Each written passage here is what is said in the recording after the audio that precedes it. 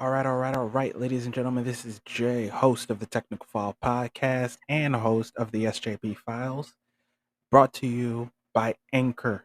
If you haven't heard about Anchor, it's the easiest way to make a podcast. It's free. There are creation tools that allow you to record and edit your podcast right from your phone or computer. Anchor will distribute your podcast for you so it can be heard on Spotify, Apple Podcasts, and any other podcast you listen to. You can make money from your podcast, no minimum listenership. It's everything you need to make a podcast in one place. Download the free Anchor app or go to anchor.fm to get started. Once again, download the free Anchor app or go to anchor.fm to get started. It's time! Round now say the same thing. They chasing the fame. They got what the name. But they ain't got what's running through these veins. Make way for the king.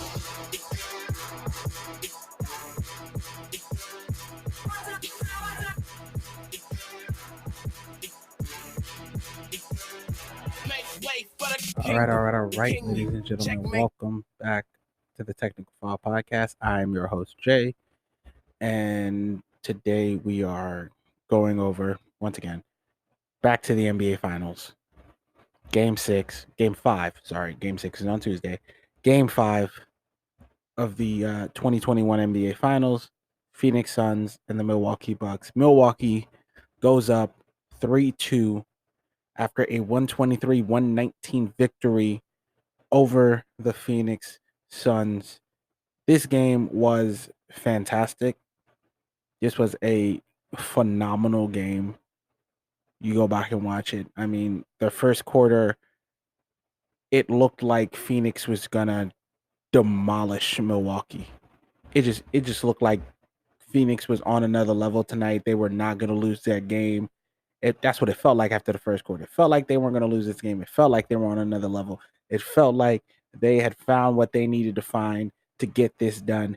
And first quarter ends. Phoenix is up 37-21. They're up by 16 points. 16 points at the end of the first quarter. DeAndre Ayton, 8 points. Devin Booker, 11 points. Jay Crowder gave you 8 points. Chris Paul only had 2 points, but Mikal Bridges got 5 points. And Torrey Craig off the bench with 3 points. They hit 5 of their 6 threes in the first quarter. 37 points. 14 for 19 from the field. 73%. Well, 74% if you want to get real technical with it. But yeah, 74%. While the Milwaukee Bucks were 9 for 21. 42%. 3 for 8 from the three-point line. 37%. They had 21 points. Giannis was the only one who had anything really. Giannis and probably Drew Holiday were the only two guys who had anything going in the first quarter. Giannis had 8. Drew Holiday had 4. Chris Middleton had 3 points, but he was also 1 for 7, 1 for 4 from 3. Pat Connaughton off the bench hit 2 threes. He had a really good game. But, I mean, the first quarter, I'm not going to lie, I took my eye off the ball a little bit because I thought this game was going to be a fucking blowout. I thought Phoenix was going to win by 20. They just had it going in the first quarter, and then you come back in the second quarter, and Milwaukee was on it, led by the sudden appearance of one Drew Holiday. See, this is the type of shit that irritates me sometimes, because Drew Holiday has been bad on offense, to say the least, for the majority of the playoffs. I mean, he's had a couple good games here and there, hit a couple of big shots here and there, but for the majority of the playoffs, he has not been good on offense. And for some inexplicable reason, he shows up at the most opportune time for the Milwaukee Bucks. He shows up at the most opportune times for the Milwaukee Bucks, whether it's on offense or defense. And tonight he did it on both ends. A couple of strips from Chris Paul and Devin Booker, especially that last one in the fourth quarter, but we'll get to that one. But in the second quarter, the Milwaukee Bucks completely outclassed the Phoenix Suns 43-21. It took them all of like 5 minutes to turn that 16-point lead into just, I think it was about 5 or 6 minutes. Take that like 16-point lead and turn it into like a 2-point and turn it into like a 2-point advantage. I mean, in the fourth quarter, I'm not the fourth, second quarter, Drew Holiday, 14 points, 6 for 7 from the field, two for 3 from the 3-point line, 5 assists. Giannis only had 4 points. Chris Middleton had 6 points. Also forgot Drew Holiday actually got in foul trouble late into the first quarter. Bud took him out. Comes back. Like I said, in the second quarter, drops 14 points. And that's for the Phoenix Suns. Devin Booker only had 4 points. Jay Crowder had 2 points. Chris Paul did have 7. Ayton had 4. And then you had Cameron Johnson and Campaign off the bench for 7 points combined. They had 24 points, 2 for 6 from the 3-point line. They shot 10 for 28 from the field, 35%, while Milwaukee shot 17 for 24 in the second quarter for 70%, 6 for 9 for 3, 43 points, just bombed them. And by the end of the first, and that 16-point lead from the first quarter turns into a 3-point deficit going to halftime. Milwaukee goes from being down 16 in the first quarter to up 3 at halftime, with Drew Holiday leading the way with 18 points, Giannis Antetokounmpo with 12 points, and for Phoenix you had Ayton, Booker, and Crowder all in double figures. Ayton with 12, Booker with 15, Crowder with 10, Paul with 9. And we drop into the third quarter. Third quarter was was actually, like an even quarter. It looked like, that the Bucks might be able to like swing this, but the Phoenix Suns fought their way back. Booker had 14 points in the third quarter. He blew up. That's where he blew up. Chris Middleton all matched him with 11 points in the fourth quarter.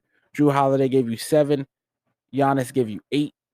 Brook Lopez gave you 5. Pat Connaughton, another big 3. And in the fourth quarter, Phoenix did outscore them in the fourth quarter, but it wasn't enough. It just wasn't enough. Because at the end of the third quarter, I believe, I'm trying to remember what the actual score was, because they were up by 3 at halftime, and they outscored them by 7. It was about a 10-point lead. It was a 10-point lead heading into the fourth quarter. And at that point, you might be looking and going, okay, Milwaukee looks like they've got this squarely in control. They're going to blow these guys out. And that's not what happened. Giannis was a beast in the fourth quarter. Aggressive. After that alley-oop at the end of the game, man, he had this look on his face just mean mugging. I loved it. Fucking loved it. Chris Middleton also hit a couple big shots. Drew Holiday wasn't great on the offensive end, but he was phenomenal on the defensive end. A couple of steals. But, I mean, Chris Middleton, fantastic mid-range game, one of the best mid-range guys in the league. Just reminding actually not even reminding, just proving to everyone that he is a star. He's not a superstar. Not a superstar, not even close. But he is a star. He is clutch. Hit a step back 3, what was it, to go up 5? With a couple minutes left to go in the fourth quarter. You had Booker. He showed up in the fourth quarter, gave you 11 points. Chris Paul showed up, gave you 10 points. Both of these guys hitting really, really difficult shots. I mean, with like, what was it? Under a minute left. Booker's got the ball. They're down 1. Top of the key. Not top of the key. It was more at the elbow against, who was it? I'm trying to remember who was guarding him. It wasn't Middleton. I don't think it was Middleton. Hold on. I got the video here somewhere.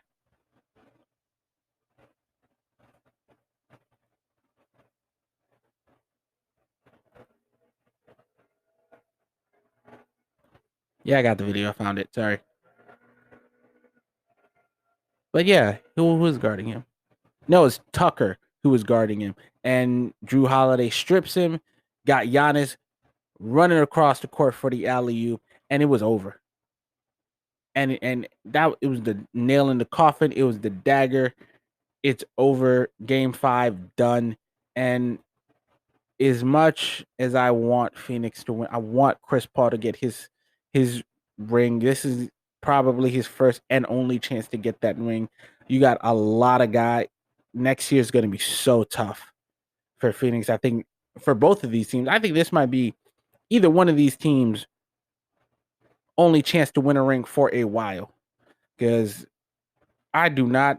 I'm looking at this Milwaukee roster, and they don't get past a healthy Brooklyn team. Actually, nobody in the Eastern Conference gets past a healthy Brooklyn team. Philly's probably going to be better next year after they, find some way to trade Ben Simmons for like an actual shot creating playmaker. You also have Toronto, who's probably not going to be as bad. You got a couple teams on the come up. Miami's going to look to make some moves in the Eastern Conference. And then you have the Western Conference. I mean, the Lakers are going to be better next year. They'll most likely be relatively healthy. Hopefully, they can stay healthy for the entire year. The Nuggets will get Jamal Murray back. The Utah Jazz, at least in the regular season, are a fantastic team. I mean, the Memphis Grizzlies are going to get better. The New Orleans Pelicans are going to get better. San Antonio Spurs will probably be better next year. I mean, you got a lot of teams in the Western Conference who are going to be vying for that championship, and this might be your only chance to really win one. And I don't think they're going to be able to get it done. Game ends. Chris Middleton ends the game with 29 points on 23 shots, 52% from the field. Drew Holiday gave you 27 points, 60% from the field on 12 for 20 shooting. Giannis gave you 32 points on 23 shots, 14 for 23 from the field, 60%. And then for the Phoenix Suns, Ayton gave you 20 and 10. Booker gave you 40. Crowder gave you 10. Paul gave you 21. Mikal Bridges even was hooping tonight, gave you 13 points. It just was not enough. Milwaukee came to play, and they are finally in firm control of this series, and I think they're going to win it in Game 6. I was right that this series was going to go 6. I was wrong about who's going to win it. This series is over. It's done. Milwaukee is. I don't think they're going to lose on their home court. I just don't. I don't think they've lost on their home court in a week. It's been a while since Milwaukee's lost on their home court, and it really doesn't matter. They're not losing. They're not losing in Game 6 on their home court with a championship on the line. I think everybody's going to show up.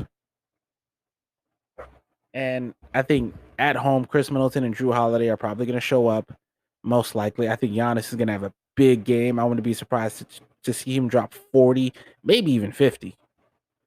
I think he wants it, and I think he's going to get it. I think this is going to be Giannis's first ring, and this is going to nudge him up into the all-time rankings.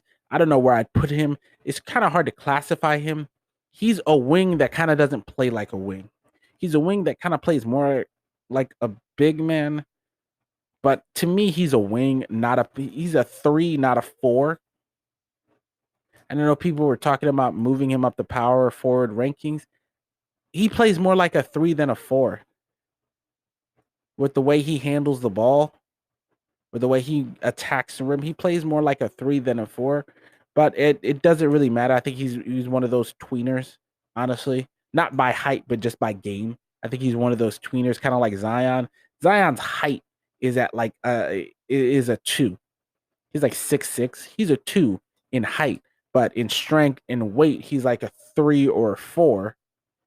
If I was New Orleans, I would try to get Zion to play kind of more like a 3 or a 4, because I don't think he's gonna last as a 4 in this league. He's too small. I don't think he's gonna last as a 4. But if you can get him to get his jump shot up, I think you could. I think he could have a long career as a 3, maybe even a 2. I don't think he has I like him, but I don't think he has the handles to be a 2. But with that being said, Milwaukee's up 3-2. I think this is over. I think Milwaukee wins it. And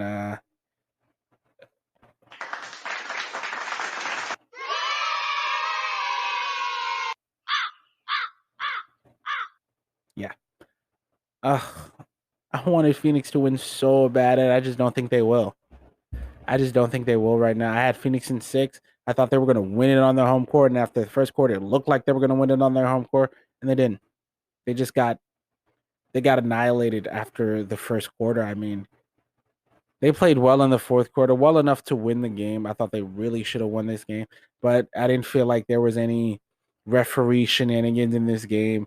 I didn't feel like, guys got lucky or no. I just thought Milwaukee. Excuse me. I just felt like Chris Middleton and Drew Holiday showed up in a big way, and Milwaukee wins Game 5, and looks like they're probably going to win Game 6. I don't think this goes back to Phoenix. I wouldn't be surprised if it did go back to Phoenix. I would love it to go back to Phoenix because that would just make me overall happier as a basketball fan, more basketball. But is what it is. One moment. What you know about rolling down in the deep? When your brain goes numb, you can call that mental freeze. When these people talk too much, put that shit. What you know about rolling down in the deep? When your brain goes numb, you can call that mental freeze. When these people talk too much, put that shit in slow motion. Yeah, I feel like an astronaut in the ocean. Ay, sorry about that. Had to adjust some things. Where was I? Yes. When these people talk too much, put that shit in slow motion.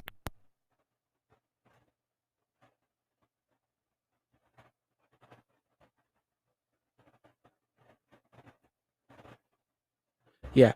From ESPN Stats and Info, Giannis Antetokounmpo, Drew Holiday, and Chris Middleton are the fifth trio in NBA Finals history to record 25 points on 50% shooting in a game. They are the first to do it since James Worthy, Kareem Abdul-Jabbar, and Magic Johnson in 1985. They are one of the more solid trios in the NBA.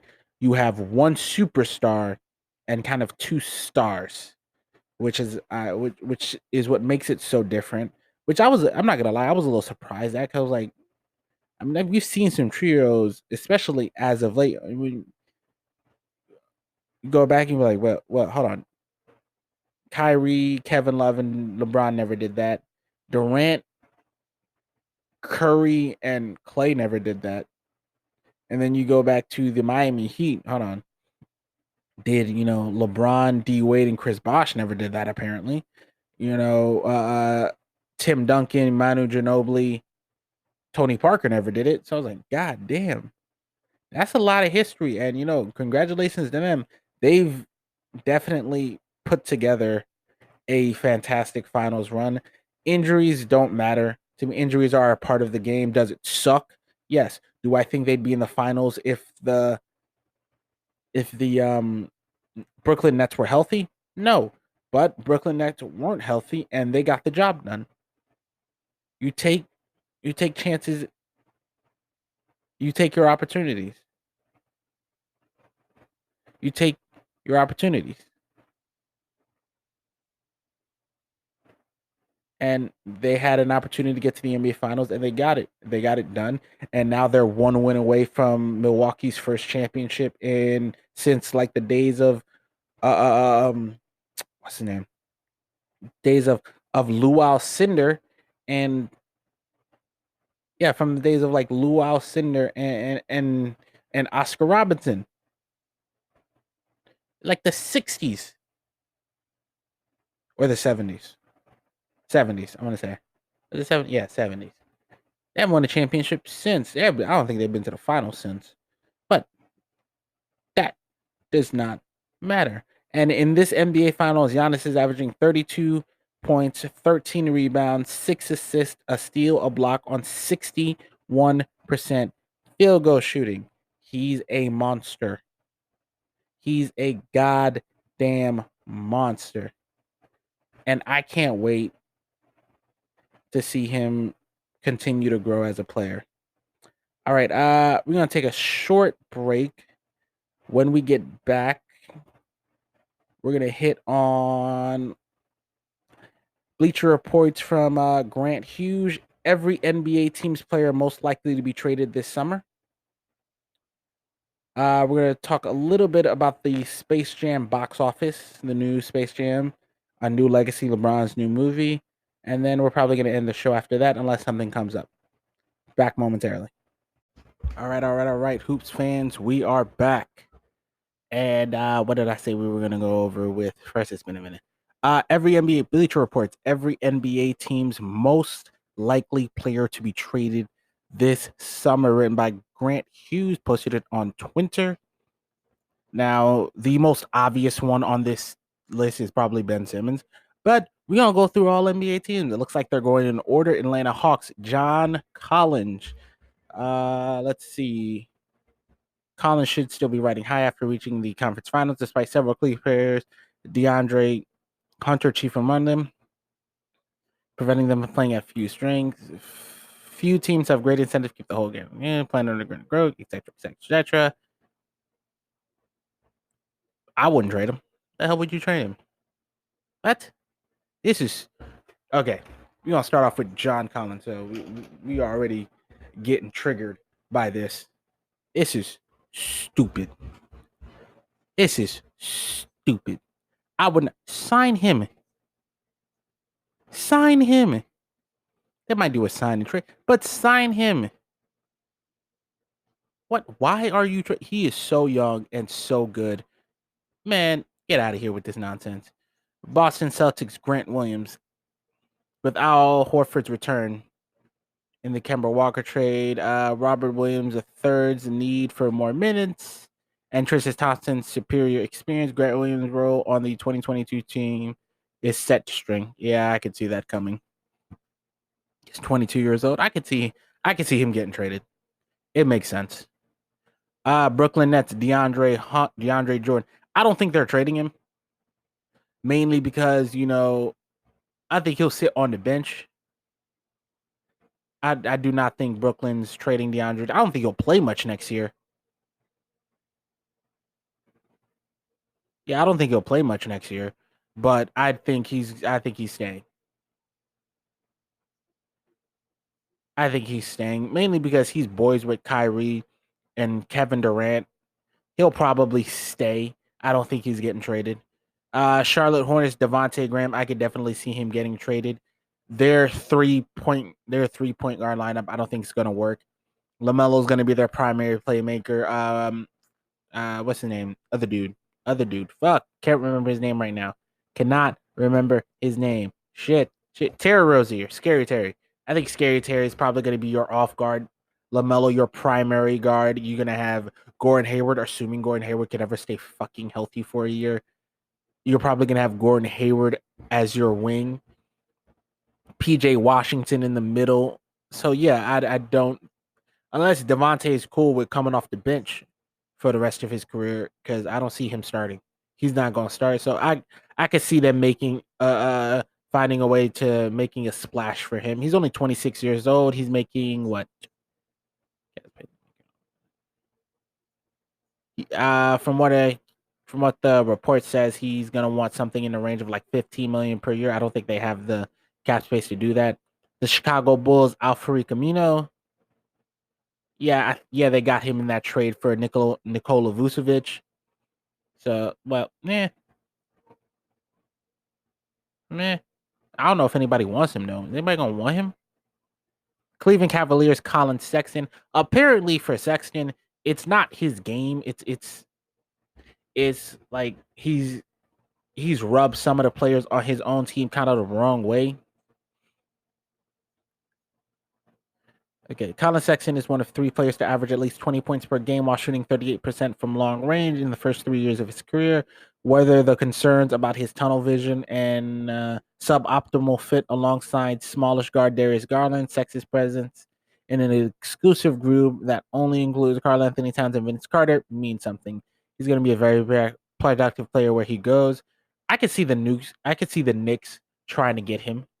They need a guard. They need a scoring guard because Julius Randle shrunk in the fucking playoffs. The Dallas Mavericks, Josh Richardson. Richardson did not do. I thought Richardson at the beginning of the year, a lot of people thought Richardson was going to be big for Dallas. He was non-existent, really. He was non-existent. He did not have a great year. He just didn't. He did not have a great year. He's got about $11 million player option. He's probably gonna take that. Denver Nuggets, their 2021 first round pick.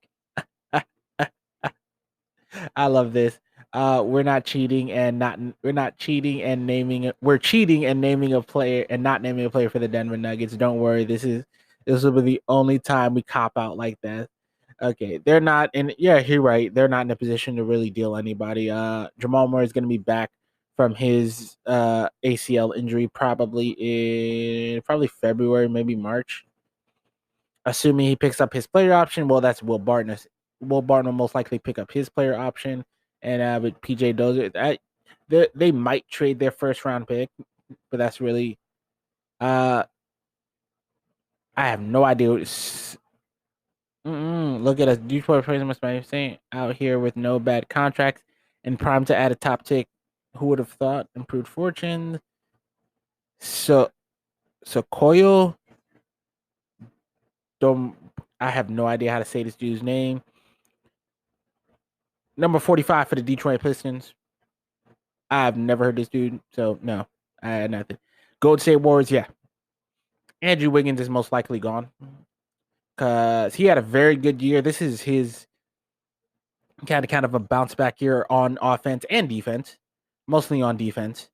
So I would not be surprised if the Golden State Warriors look to move him to get somebody else that maybe fits more along with Clay, returning Clay Thompson and Steph Curry. Yeah, they're right. He defended at elite levels this year. He could be a top end role player, like fourth or fifth on your offense. If I don't think he can be your third guy. He might be able to be your third guy, but I definitely think he could be your fourth guy on the offense, third or fourth guy, elite, maybe even elite wing defender. Houston Rockets, Eric Gordon. They're gonna look they're in full rebuild mode. They're in full rebuild mode, and I wouldn't be surprised if he wants to go. I wouldn't be surprised if he wants to go. And rumors are they might use him in a trade to possibly move up to number one so they could maybe get a shot at Cade Cunningham. I don't think Detroit will do that. I don't think Detroit's that stupid, but hey, you never know. You never know. All you got to do is get one sucker to buy in. And Detroit has kind of been that sucker. They got lucky right now. They don't have any bad contracts on their team right now. Indiana Pacers, Miles Turner's, yeah. You got to trade one of these guys. Miles Turner or Domantas Sabonis. It's probably going to be Miles Turner because Sabonis is just stupid. He is so stupid good. Upgrade. Sabonis feels like an upgraded version of Nikola Vucevic. I'd make that. I'd make that. I would do that. I would do. Yeah, you got to trade Miles Turner. That two Twin Towers thing, that's not working in today's game. Los Angeles Clippers, Rajon Rondo. I wouldn't. Man, I'm not even going to dignify this one. He should have never been there in the first place. He should have stayed with the Lakers. But Atlanta offered him more money. I think the Lakers should have kept him too. Anyway, Los Angeles Lakers. Kyle Kuzma's getting moved. Kyle Kuzma's getting moved.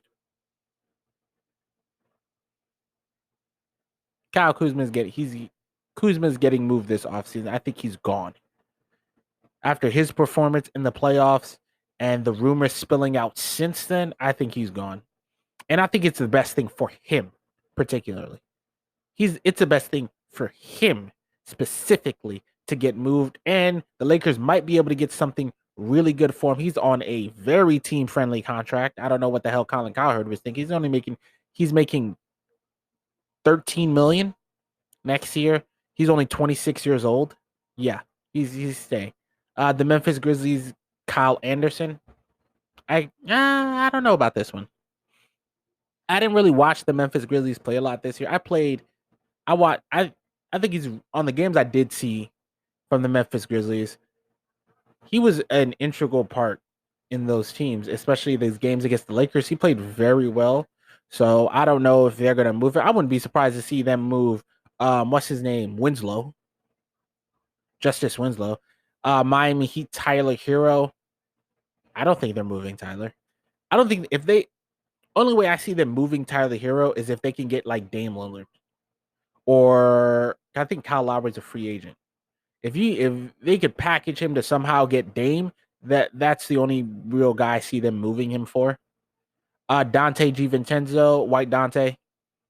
I don't think they're. I don't think they're moving White Dante. I think he'll stay.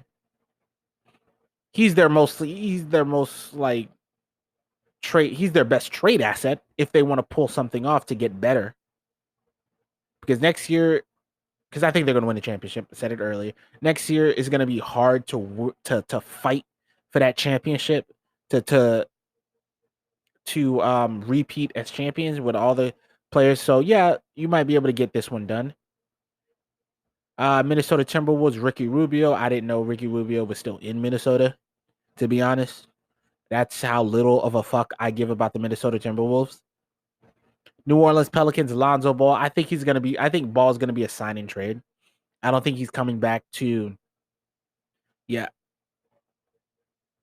Yeah, I don't think he's coming back to New Orleans. I think he's gonna get a big contract from someone somewhere in the neighborhood of like 17, 18 million a year from somebody. Somebody's going to pay him because he has done in the 3 years he's been in the league that Ben Simmons couldn't do.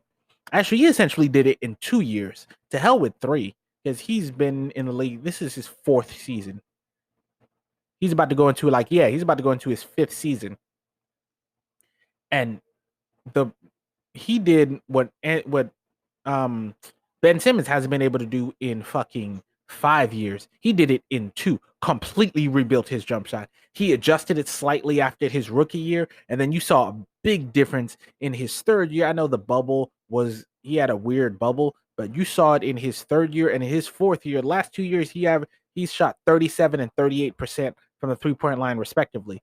So he's made himself into a knockdown 3-point shooter, shooting almost 40%. He's still a fantastic passer. He's a very good point guard, very good defender. So yeah, he's gonna want to get paid. So I see maybe the Knicks making him an offer. There are a couple other teams. The Lakers might make him an offer, do a sign and trade. I know the Lakers are gonna want to make him an offer. According to Sham Charania, New Orleans is unlikely to match a significant offer sheet on Ball. Ball bet on himself, had a great year, and he's going to get paid. He's going to get paid. The New York Knicks, Kevin Knox. What has Kevin Knox actually done? Nothing. Nothing.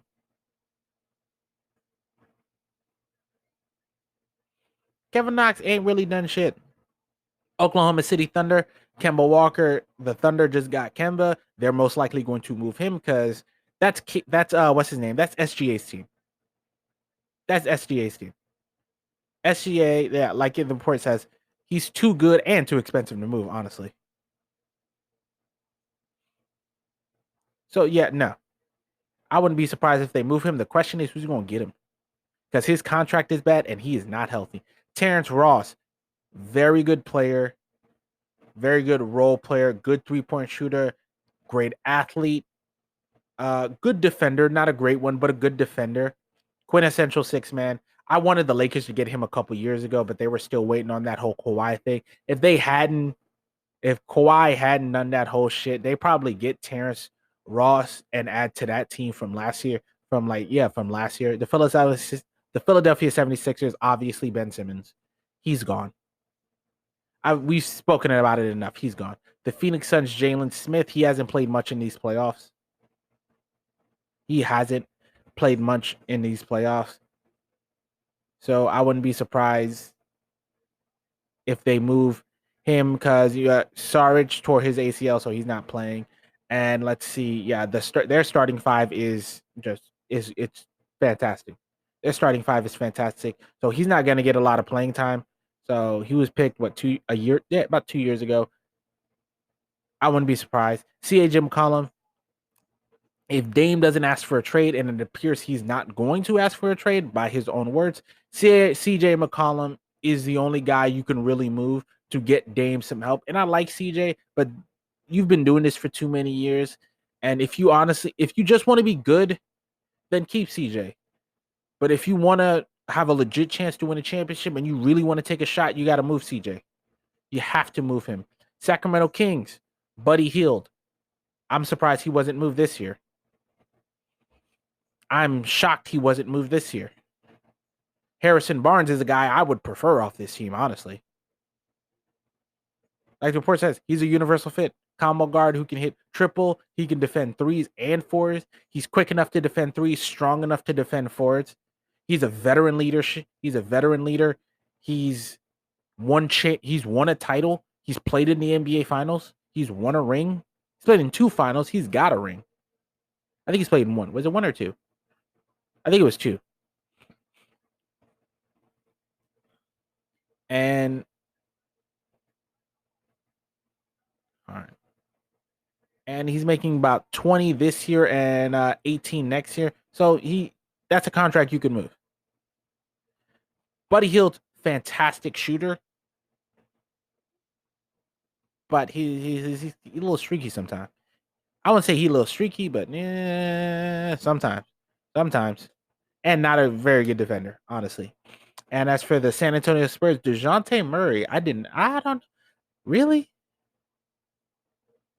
Well, if they're rebuilding, I could see he's a very good defensive guard. Yeah, he's a defensive guard. Long too, can guards 1, 2, and 3. Very long. I like him. I like him as a player. I think he's a very good role player. I think he's a good playmaker, not a great one. He's a good shooter. The Toronto Raptors, Pascal Siakam. Wow. I don't know about this one. I don't think Pascal getting traded. Only way you do trade Pascal is if you're doing a full rebuild. I don't see this one coming. The Utah Jazz, Derek Favors, not surprising. And the Washington Wizards, David Bertans. I don't think anyone's going to take his contract. I don't think anyone wants to trade his contract. He's not a good defender. You had a bad shooting year last year, but he's not a good defender. I don't know if he's going to get traded. And last topic of the day, Space Jam makes $31.6 million in its opening weekend. #1 movie in America. From what I've heard from some of the reviews, the movie's a little too long. I don't know if I'm going to watch it or not. I'm a Bron fan, so I'll probably check it out. You know me, Bron is the GOAT guy, so I'll probably check it out, but I'm not like screaming over my top of my head like Bron, all that other stuff. This could go either way. I don't think it's probably. I don't know if it's gonna be a good movie because I don't think it's really a kids movie. I think it's more of a movie for adults, for fans of the original Space Jam, because LeBron got a lot of haters. Unfairly, I might add, but he got a lot of haters. So I wouldn't be shocked to see. I don't think a lot of people are going to review this movie well. It's not like the first, and a lot of the kids who watched the first didn't grow up with Bugs Bunny and with the whole Looney Tunes crew like we did. But people who are like in their 30s, people who grew up like we did, we didn't see that. We grew up with like Bugs Bunny and them boys. In this one, they grew up with like, Adventure Time and all that shit. Like Adventure Time and, Steven Universe and all that other shit. Like the new school cartoons. So I'm not shocked that this movie isn't gonna be reviewed well. And it's not because LeBron's not as good as MJ. He's better. Real talk. He's just better. People will never admit it because it's their childhood. So he's better. He's better, ladies and gentlemen. All right, ladies and gentlemen, that is it for this episode of the Technical File Podcast. I am your host, Jay. Remember to like, share, and subscribe. Review us. Give us 5 stars. If you give us 4 stars, I'm inclined to believe you are a hater. See you next week. What you know about rolling down in the deep when your brain